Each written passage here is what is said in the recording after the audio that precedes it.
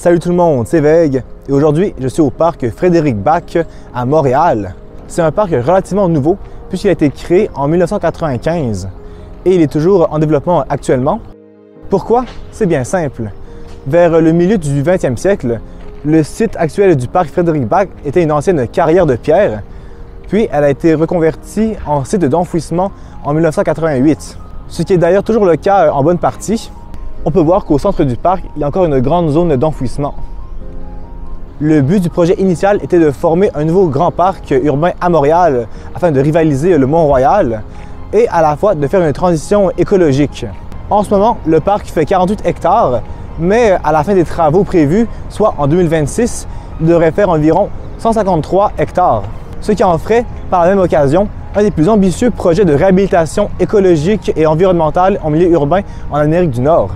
Le nom du parc est un hommage au réalisateur Frédéric Bac, qui a notamment fait 2 courts-métrages, dont L'homme qui plantait des arbres en 1987.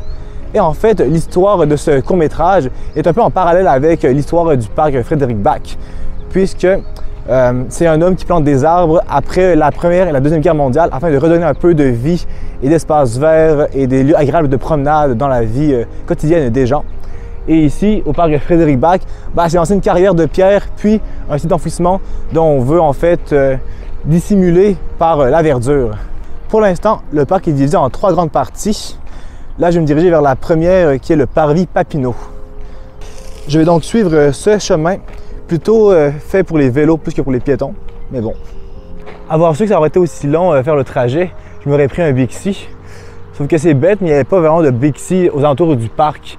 Vu qu'on est un peu excentré du centre-ville, on est dans le quartier Saint-Michel. On dirait qu'il n'y a pas encore beaucoup de Bixi qui sont implantés. En tout cas, peut-être qu'il y en a, mais moi j'en ai pas vu.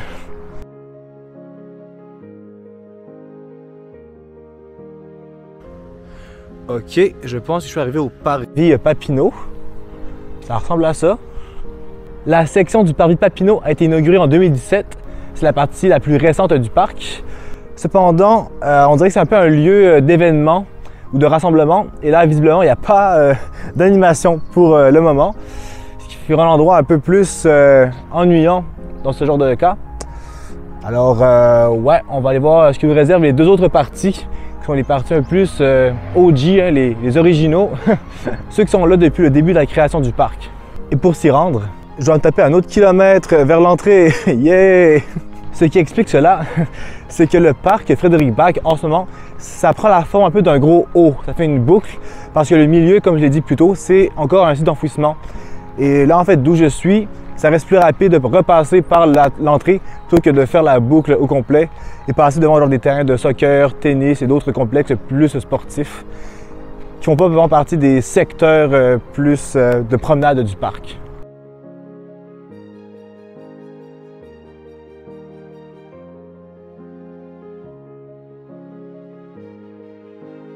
Me revoilà à l'entrée et on peut voir que le boisé est à 100 mètres par là.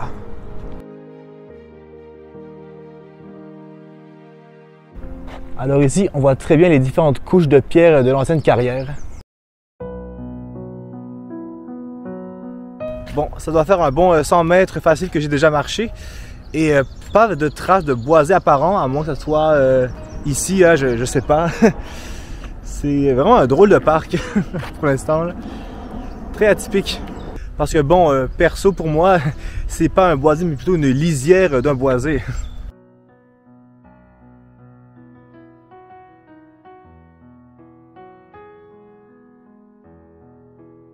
Bon, ben j'imagine que c'était le boisé. Parce que là, je me dirige apparemment vers la 3e partie, la plaine.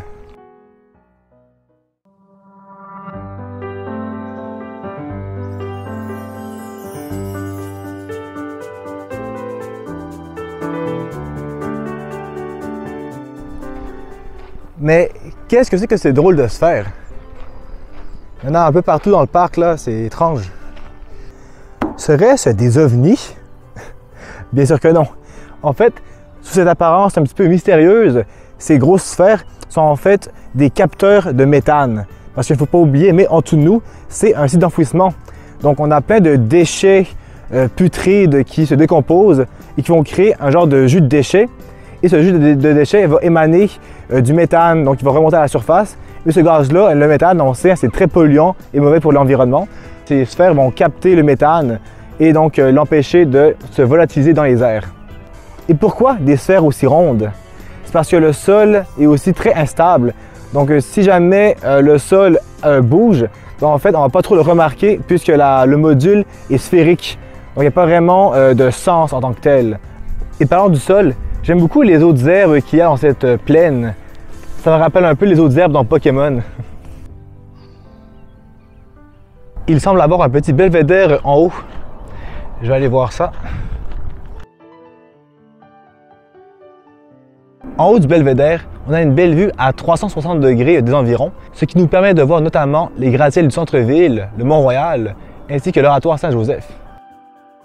Alors franchement, la section des plaines est de loin ma préférée des trois. J'adore le concept des sphères pour capter le méthane. Ça crée un mobilier intriguant et à la fois amusant. Et c'est vraiment agréable de se promener dans ce mélange de sentiers, d'herbes, de hautes herbes et de petits arbustes. En tout cas, j'ai bien hâte de voir ce qu'ils vont faire par la suite.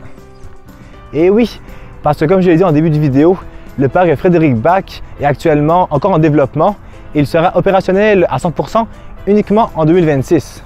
Pour l'instant, ce que je vous conseille de faire, c'est d'aller voir au moins la section des plaines avec son mobilier sphérique et sa genre de brousse un peu sauvage. Ça donne un côté intriguant et particulier tout en étant à la fois très beau visuellement. Par contre, si vous voulez faire le tour du parc, vraiment prenez un vélo parce que sinon vous allez trouver le temps long, je vous le dis. Sinon, c'est certain que je fais une deuxième partie lorsque le parc sera ouvert complètement. Alors, si vous ne voulez pas rater cette éventuelle vidéo, on n'oublie pas de s'abonner à la chaîne et de mettre la cloche si ce n'est pas déjà fait. Comme toujours, on peut mettre un pouce bleu, un commentaire et partager la vidéo. C'était Veg et à la prochaine pour une nouvelle vidéo.